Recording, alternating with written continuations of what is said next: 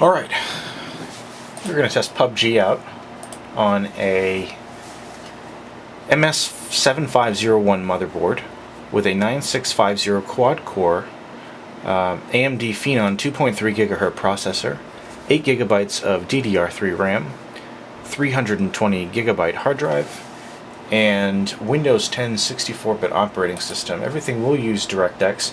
Graphics card will be a GTX 560.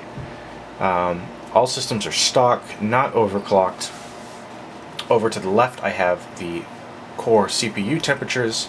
In the bottom left I have the thermals for the GPU temperatures. I will switch back out of this screen after the match so we can see how it loads up. The goal will be to hit 60 frames per second in a playable manner. We'll see if we can achieve that. Seems we do not have a frames counter. I'll turn on fraps.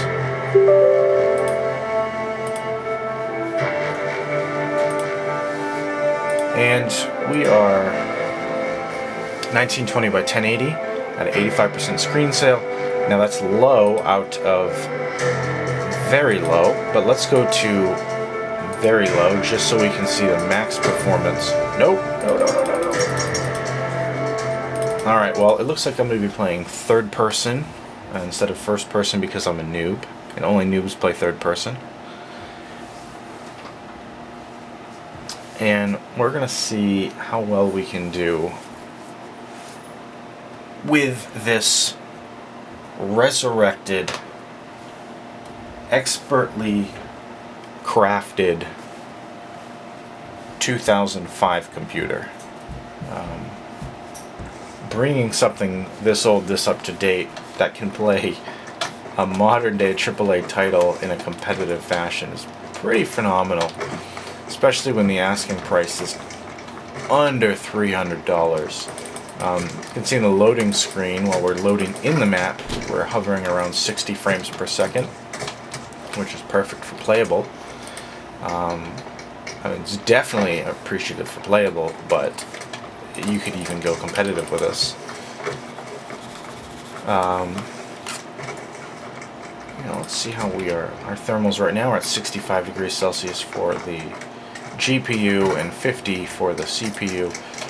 So extremely acceptable. I'm anticipating the GPU should be around 80, which is warm, but it's nothing to be concerned about. That's probably chalk that up to the case.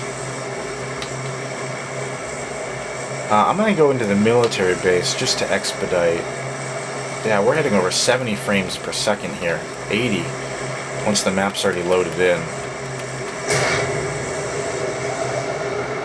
This is most certainly playable.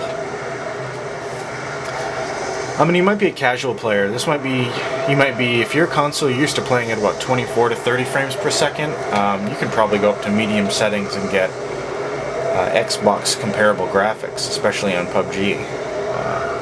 And again, if this can handle PUBG at competitive aspects, it can handle every other game like Fortnite at probably max graphics, if not very close. We're dipping here a bit to 30, but I'm assuming that's because we're loading in all the ground textures. Holy cow, that's a lot of people. Now, I don't know if I mentioned this, but I'm playing at like a 45-degree angle, so I'm gonna suck. I'm probably not gonna win any shootouts. But the intent is that the performance is not what causes me to lose, it's just my skill. I might not get a shootout if I don't have a gun.